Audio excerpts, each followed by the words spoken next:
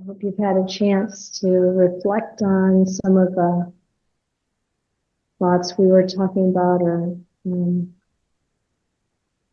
ideas we were talking about this morning.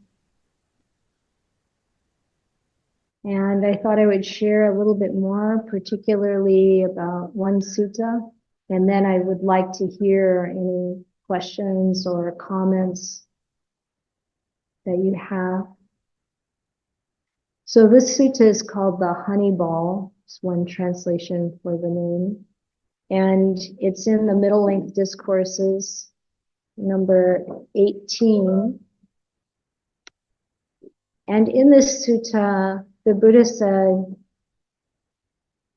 I assert and proclaim my teaching in such a way that one does not quarrel with anyone in the world, in such a way that perceptions no more underlie one who abides detached from sensual pleasures, without perplexity, shorn of worry, free from craving of any kind for being. And then the mendicants ask, but how does the Blessed One assert and proclaim his teaching in such a way that he does not quarrel with anyone in the world? And Venerable Sir, how is it that perceptions no more underlie the Blessed One, who abides detached from sensual pleasures, without perplexity, shorn of worry, free from craving for any kind of being? So free of craving to become anything. So this is a very important point, but related to the things we were talking about this morning, that so much of our conflict and so much of our desire to change other people's way of thinking or change the way they act comes from perceptions and comes from desire. So the Buddha says, judgments driven by proliferating perceptions beset a person. So when we have perceptions, we think about them, proliferate about them, and then we have judgments. And this is something that's actually kind of an affliction upon us.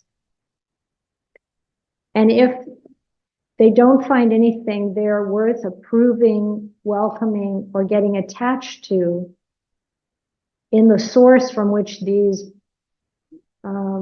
judgments and proliferations arise, just this is the end of the underlying tendencies to desire, repulsion, views, doubt, conceit, and desire to be reborn, and ignorance. This is the end of taking up weapons, the end of quarrels, arguments, and disputes, of accusations, divisive speech, and lies. This is where these bad, unskillful qualities cease without anything left over. So it's pretty important. You know, it's not just our speech. It's not just about having good relationships with people and, you know, like this whole topic today, being able to talk frankly or honestly about what we experience and feel and think, but in a way that doesn't widen the divide or accuse others or put them down, and instead opens the way to listen and to understand where they're coming from too. But it's actually working with our underlying thought mechanisms, our perceptions, the way we think about something, and the way we think and think and think and feel, pass judgment, this is right, everything else is wrong, all of that. You know, we can have all kinds of different positions on things. This is looking at what is the real root of those positions.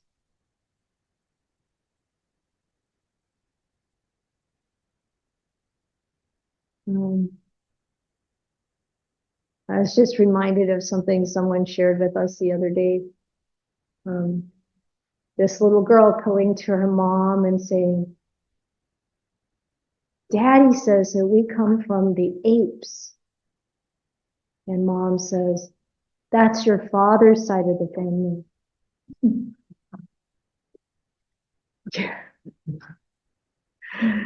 You know, like, think of all the ways that we take sides in all of our views and opinions. And where do they come from? This is what the Buddha is saying. Where do they come from?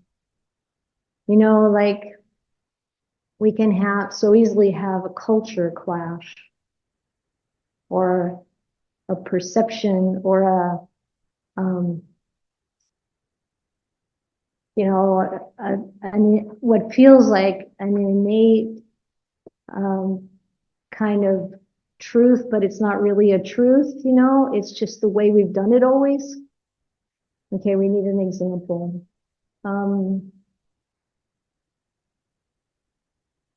Can you come up with one? Where do you come up against difference of opinion, conflict?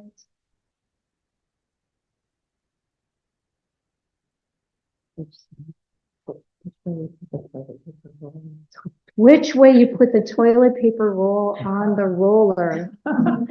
Does it go under or does it go over? Is it possible to put brown sugar in tea and survive? You know,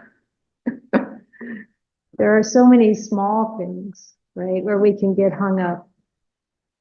But then, you know, we need to look at, we can look at what's happening when small things irritate us. You know, maybe there's an underlying feeling of not being heard or seen, not being understood, or wanting to have power, or wanting to retain power. And this is often the underlying problem in racism and sexism, you know. And so what do we do when we're confronted with this? Looking at these perceptions. Or another way is thinking about the perceptions that we project onto other people. We think they think we're not, or we are something, right? And what's important in our practice is to peel away the layers so that we understand what's going on there in ourselves.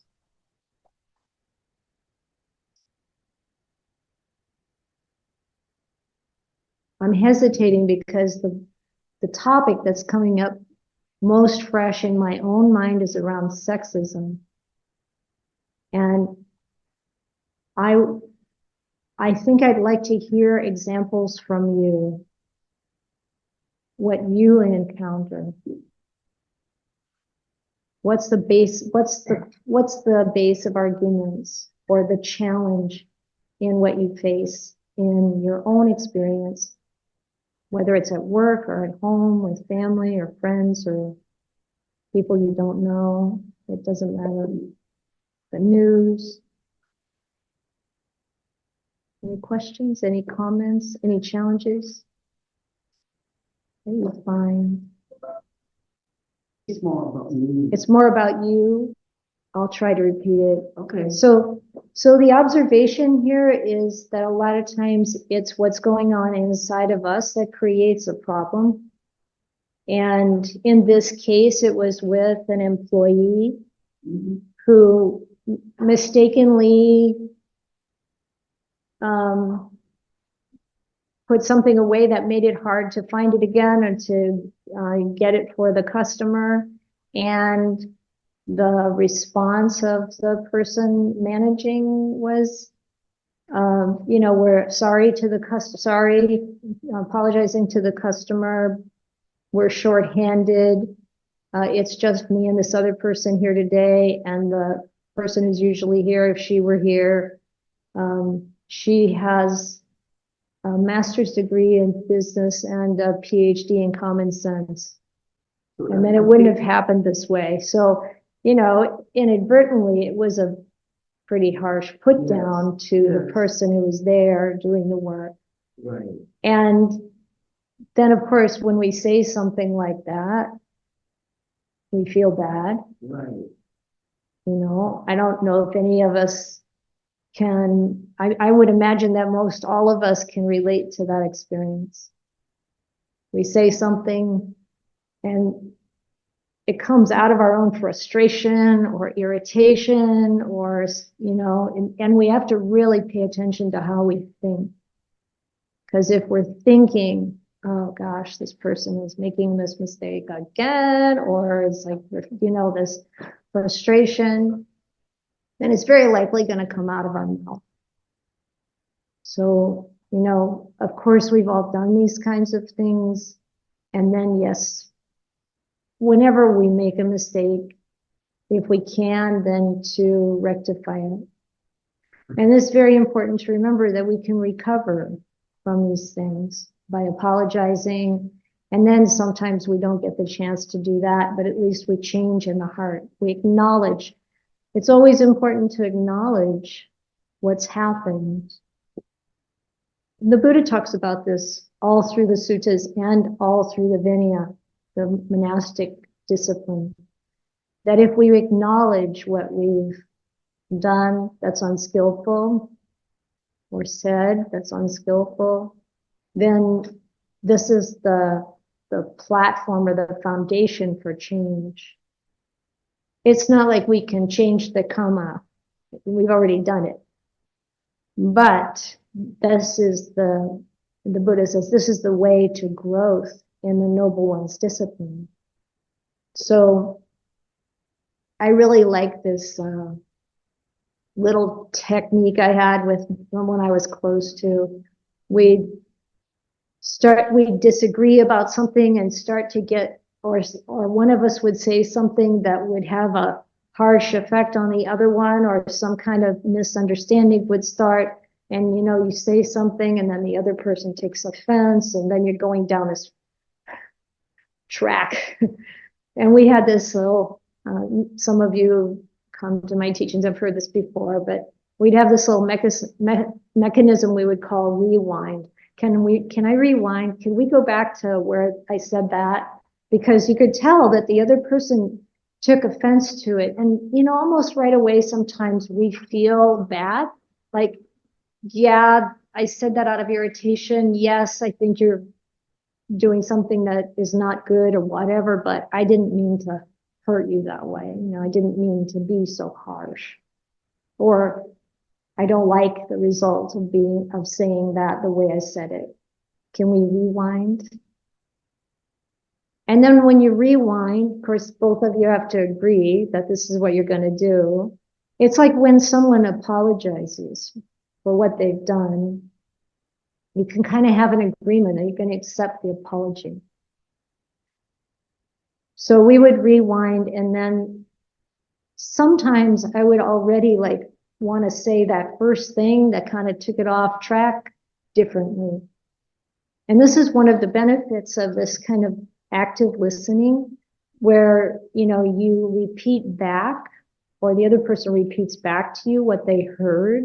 And that's the way you say it too. What I'm hearing you say, which doesn't mean it's what you said, because there can always be this, our perceptions get in there and distort it, right? What we hear is not necessarily what the person said.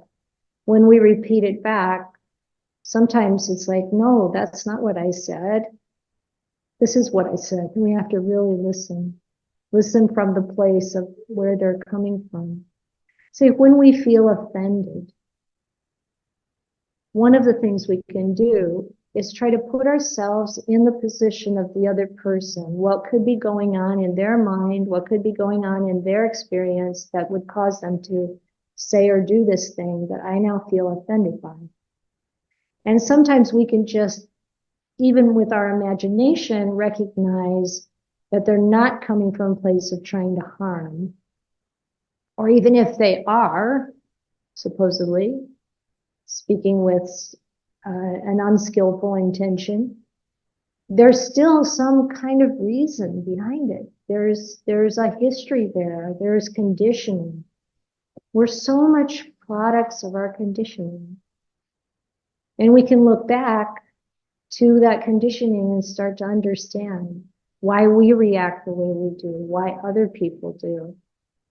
You know, and when we recognize this, what the Buddha is saying right here in the honey ball, when we recognize that whatever it is that's motivating this unskillful behavior, whether it's ignorance or whether it's a desire to be in control, have power and control, whether it's like we want to be seen as superior to this other person, or we want to like have the gratification of feeling like we're right, whatever cause, it's not Dhamma, it's not truth, it's not sure.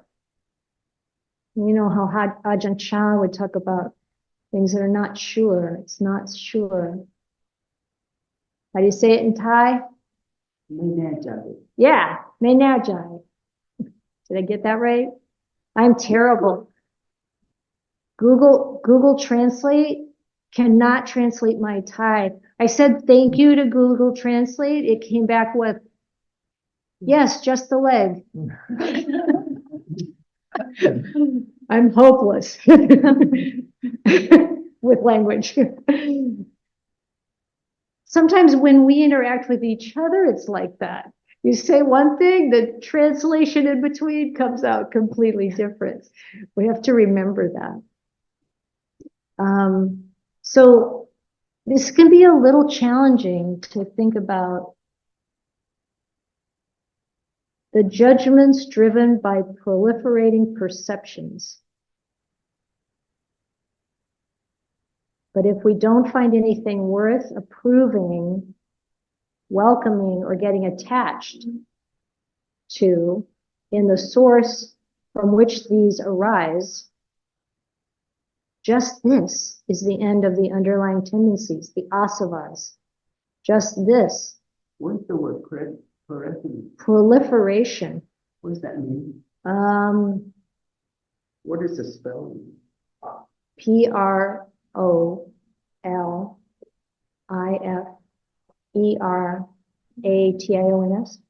Yeah. Spelling bee was a long time ago. I can tell you. Proliferations.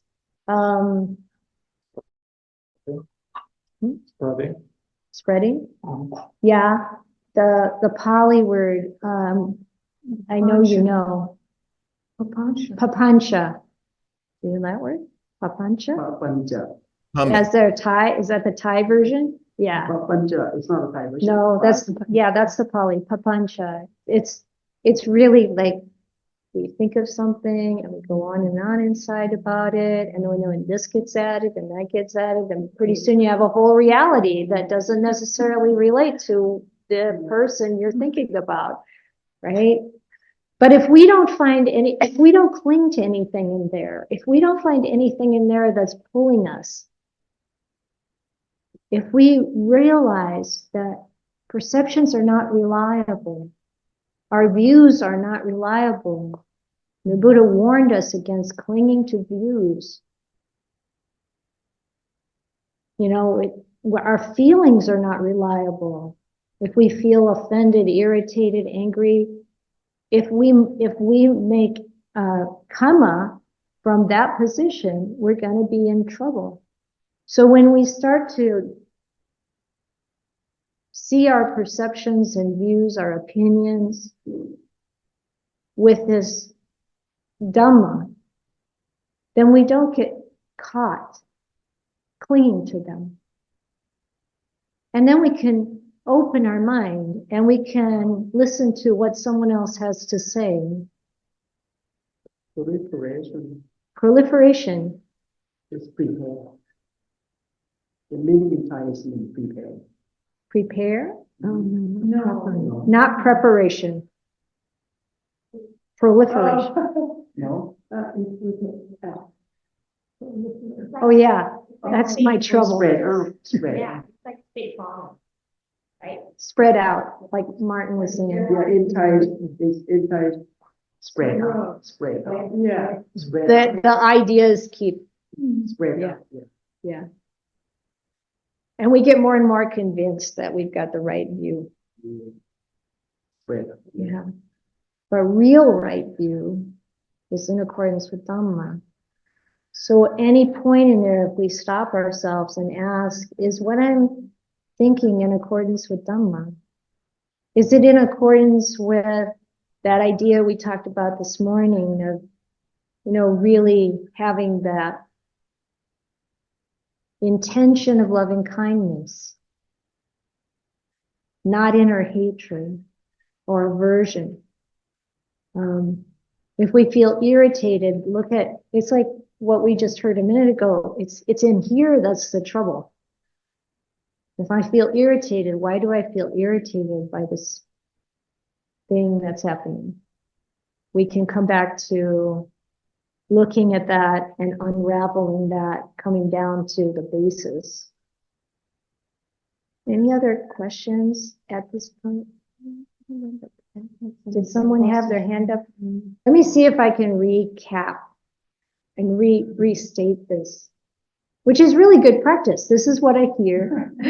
I hear you saying that sometimes when you're trying to have that open heart and that kindness, that people kind of see it as weakness and they'll try to jump on it and really put you down more than, someone who kind of has an attitude of maybe some kind of little prickly or something. Does it get close? Yeah. So how do you do that? How do you be nice and not get clean? This is very important because sometimes people think, oh, I'm not being a good Buddhist if I'm direct and strong. Or a good Buddhist is just passive. You just let people walk all over you. No, that's not the Dhamma. The Buddha wasn't like that. He was incredibly strong. But I think the key, well, first of all, this is great practice. Reflecting on how do I show up solid? And, it's not being a pushover, not being a doormat, but also kind and compassionate. It's the wisdom factor that has to be strong there. And when there's wisdom and when we're speaking in accordance with Dhamma, sometimes truth silences everyone because they know it's true.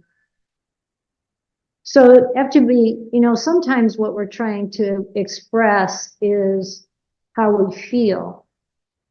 Don't do that with random people. You don't have to do that in a group where you don't know that they're there with good intentions. When you talk about, it's really none of their business how you feel.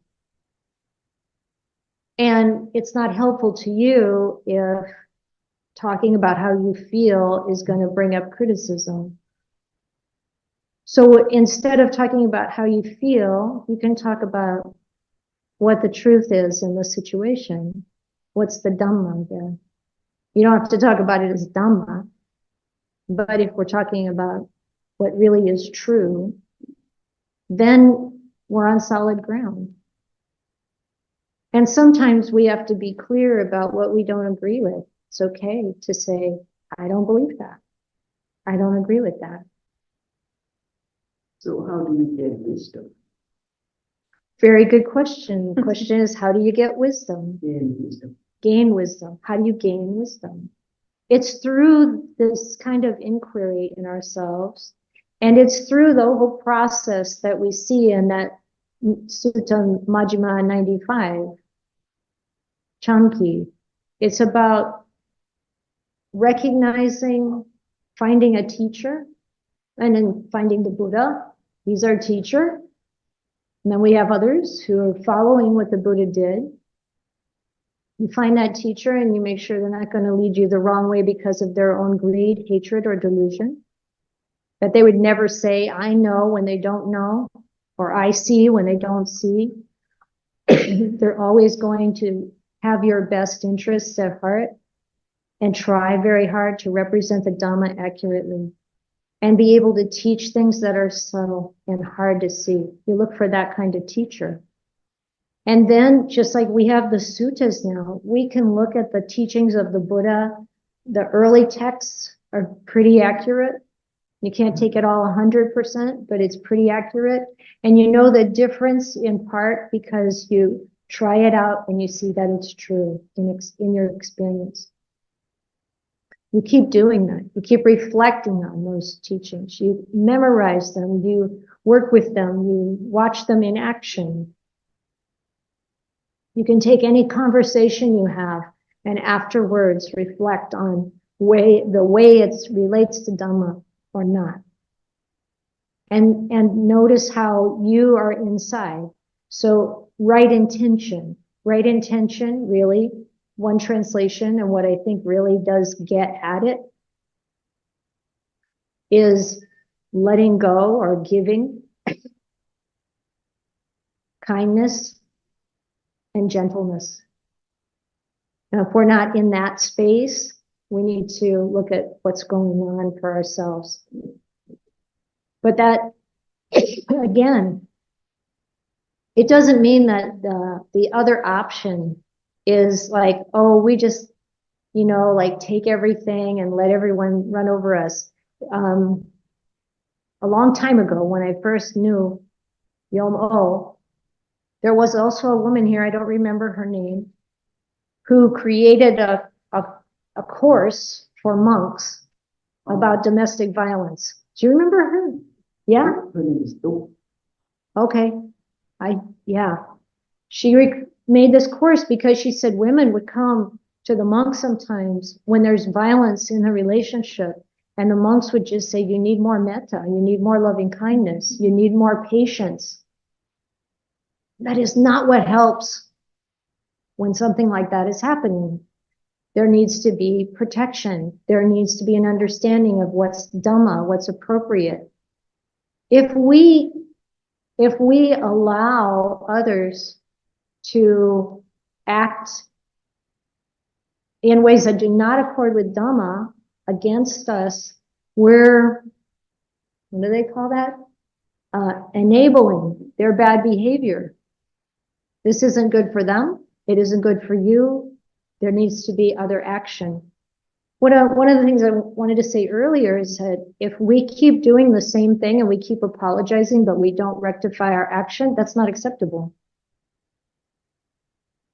And we have to let people know it's not acceptable. It's not okay to be mean, to be harsh, to be deceitful, and any of the other things that go against the precepts, against moral virtue.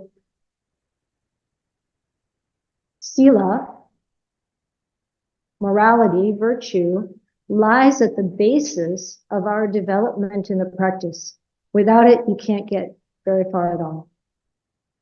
If we want to have good meditation, if we want to develop wisdom, we have to have good sila. If we accommodate other people in their bad sila, we are culpable. We need to say no. It's not okay. And being strong like that is good. It's not against the Dhamma. It's being in accordance with Dhamma. We need to set an example in the world for everyone around us. And when we make mistakes, we try to correct them and then we change. It's extremely important that we're able and willing to change. I often say, if you're not enlightened, but when you become enlightened, you'll be different than you are now. We have to be willing to change in a positive direction. Yes, Elizabeth. I have more difficulty with denigrating self-talk than with what I say to others. I'm more restrained. I can be pretty good and be kind to others.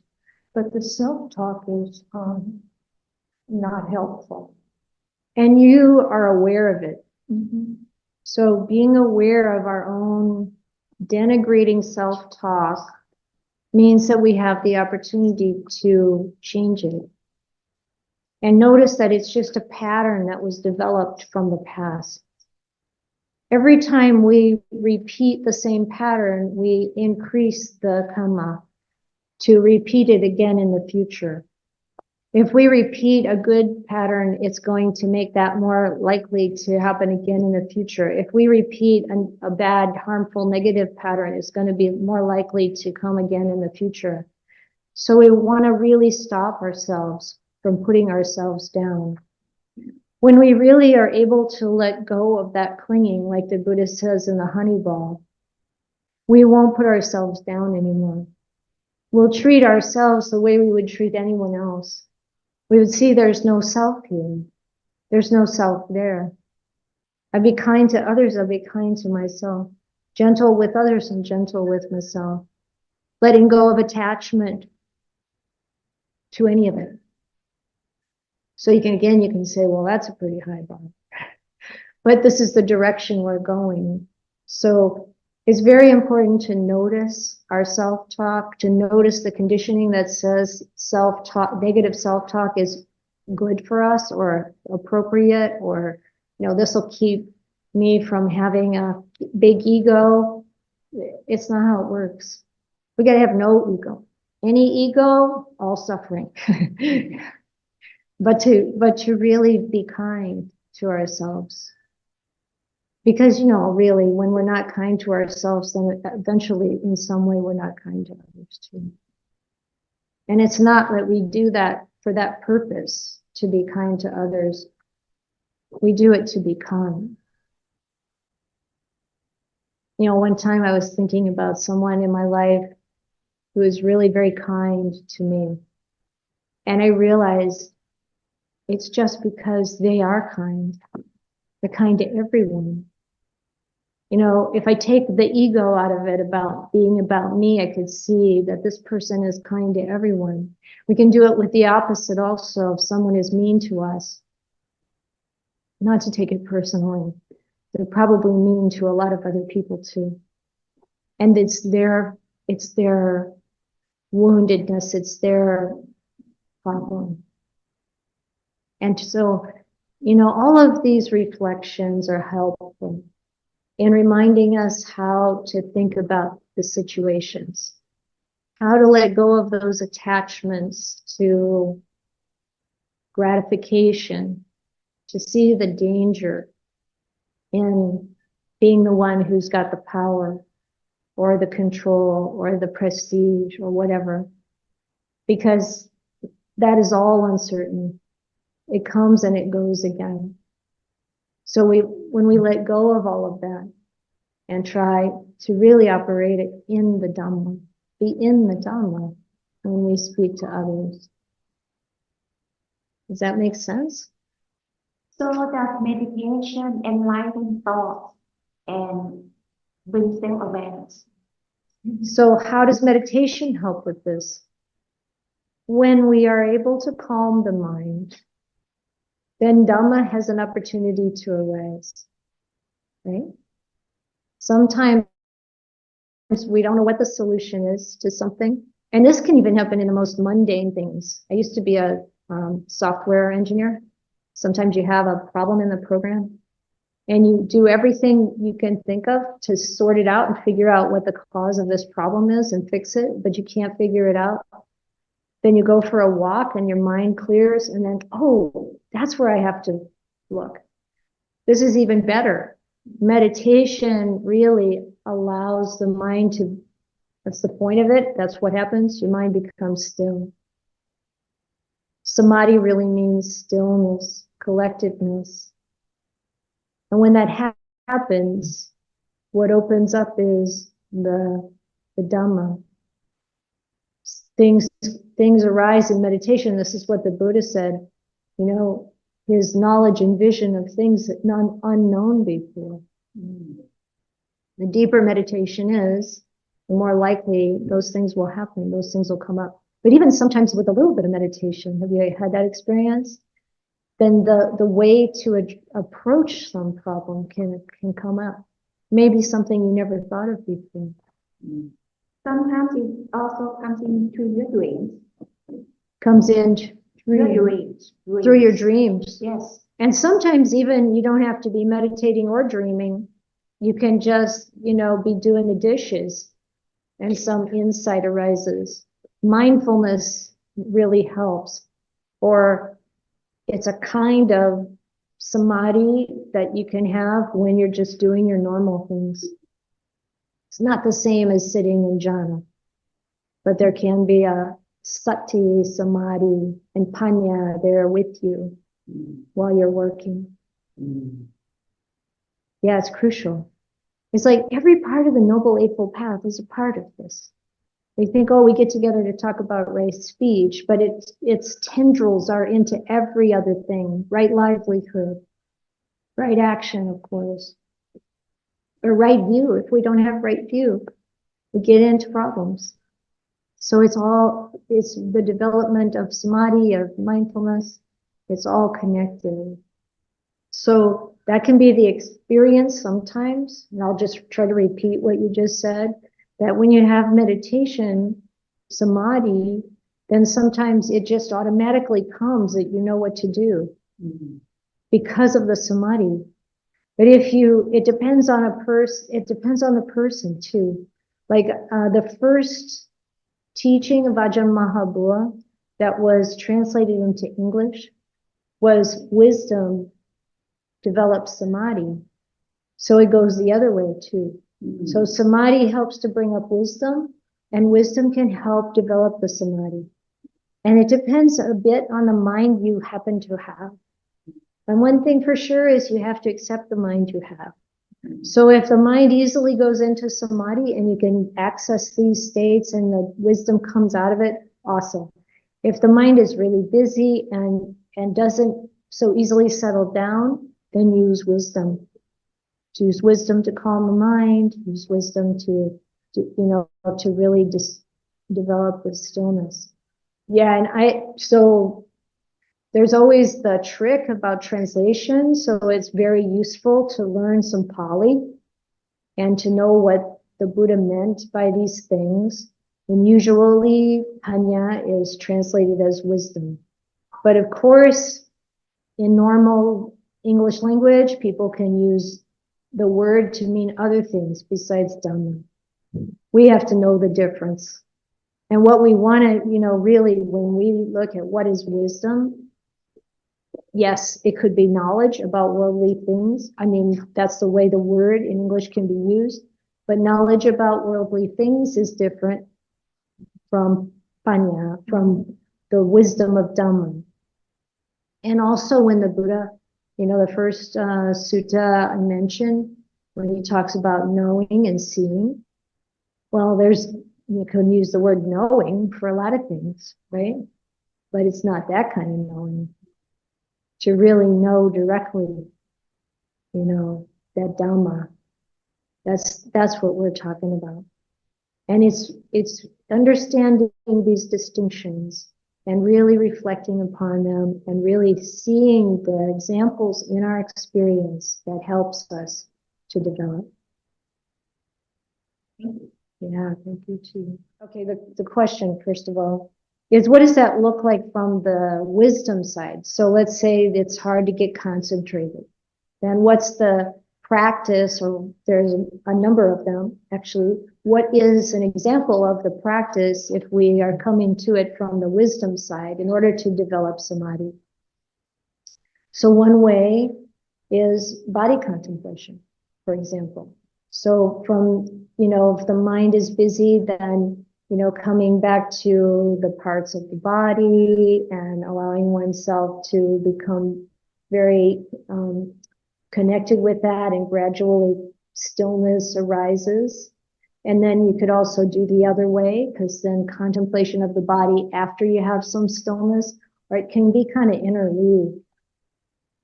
So and the mind is not the same all the time, as we know. Sometimes it's easy to become still, and other times it's difficult. And one important thing is to look at everything you're doing when you're not trying to meditate, because it's all the other things that come into the mind that have an impact on what happens when we start to try to meditate. And so there's, we can use the wisdom of understanding what's causing the conditions that are useful and helpful for becoming still. So body contemplation is one way. Sometimes we can use Buddhanusorn, having reflecting on the good qualities of the Buddha, that faith in the Buddha, or that faith in the Dhamma, faith in the Sangha. We put our attention on that. That's a wisdom approach to help the mind become calm. Any others? Any other favorites that anybody uses? Pardon? Favorite approaches with wisdom to make the mind calm, to encourage the mind? Chanting, puja, yeah, for sure. Anapanasati Also. can also be very wisdom based, because you're really observing body, feeling, mind, Dhamma principles. So any of those approaches could be used. Thank you. True. So the point is that maybe you can sit for, however long, and your mind is so active, but this experience is doing yoga, and then with this attention and very focused attention on the body, the mind becomes very still. And this is true with many things. Qigong practice or Tai Chi practice. These are spiritual practices, as well as you can do martial arts, or you can do medical Qigong, but it's also a spiritual practice for that same reason. You can become very, very still with it. So the question is, when you're around colleagues that, like one has a habitual drinking problem, someone, else, the teacher, this is a school, the teachers have a way of teaching the students that feels very heartbreaking to this teacher. Is silence a good approach? Sometimes silence is the right approach. It depends on how much kind of invitation or opportunity there is to say something. So in Pali, it's called pavarana. We're not supposed to teach the Dhamma unless we're asked. And a lot of times, if we are giving advice without being asked, a lot of times we're not going to get very far because we're not invited. The person has to have the readiness to listen. Sometimes it's just not our place to say something. If you're the manager of the person, then you have the responsibility to say something. If you're a friend, you might have an opportunity to say something. You might have an opportunity to at least say something that would invite an invitation. This is what the Buddha would do when he'd say, we don't do it that way here. We don't think about it that way. And then they have the invitation. They can say, well, how do you think about it? Then he's got the invitation to tell them. So in this case, you're working with people. They don't keep the 5 precepts. They're using methods that seem sad. First we have to work with our own feelings and recognize something like, yeah, this happens all over the world. The same kind of behavior. Sometimes we get really worked up about it, but we don't get worked up about it when it's happening, 2,000 miles away, because we don't see it. So let's not get worked up about it here. Know when it's unwholesome, know what it's wholesome. And if there's a genuine opportunity to at least say, yeah, I don't agree, or I think this could be done differently, or whatever skillfully can be said, say it, but we have to recognize when we have the sort of right to do that. What was the Pali word you said? The final word, No, the Pali word. the Pali word, pavarana. Pavarana? Pavarana. Ah, okay. It's a little different in Thai. Pavarana. Pavarana. Yeah. It's like you don't, so I would say silence is a good way of maintaining equanimity, if you can't, to the degree you can, noticing the feelings that come up and working with those feelings, having the clarity about what's wholesome and what's not wholesome, not going into the unwholesome ourselves, feeling like we know better. That can bring a kind of an unwholesome attitude, but also still being strong inside, clear that you don't want to treat your students that way. You won't treat them that way. Look for the good things in these people. There are going to be good qualities. Try to consider that. It's like so many other things in life. You know, if there's discrimination, you know, some amount of silence is a good way to handle it, but there's also there's a time when you need to speak up. You have to look at what are the right conditions for that. And if we use everything as practice for awakening, if you stay on the Buddha's path, you're gonna awaken. But we have to really take care of what we're doing and saying and thinking in order for that to happen. We have to strive. The Buddha said in this, which sutta was that I've got here today? If we don't strive, we won't wake up. He said it to that young Brahmin practitioner. You know, at the end, when you finally arrive at truth, you won't have that final arrival at truth without striving. And all these things that we're talking about are a way of striving. It's not just like, oh, push. It's not like that. It's like I have to be aware of what I feel, aware of what I think, aware of what my perceptions are and where they come from, aware of how I interact with you, how you're doing, how you're feeling, what's going on, why is, you know, like seeing there's this drinking problem, okay, what's going on in your life? Not that you have the right to ask or anything, but to just know there's a story there. You know, if somebody's mean, there's a story there. Yeah, so the question is about, you know, raising teenagers, and they're on the social media, and you ask them to, you know, come away from the social media and from the technology and do something else, and you're really interested in what's best for them. And the, you know, first 5 times you ask them, you're really patient, but then at some point it's like not patient anymore. And, you know, what do you do? So what I was about to say is, parenting is a very complicated job. I think one of the hardest there is. And I was just saying I have 2 kids, just so you know, I kind of gone through it. Many of you in this room probably have. And you do want the best for them. Sometimes we have to evaluate whether what we are asking or what we want from them is wanting too much perfection. I'm not saying that's true in this case, this example, but sometimes I think that parents want their kids to be more perfect than they are. We have to watch out for that. And by the time they're in their teens, it's not, we have to remember that we can't control them.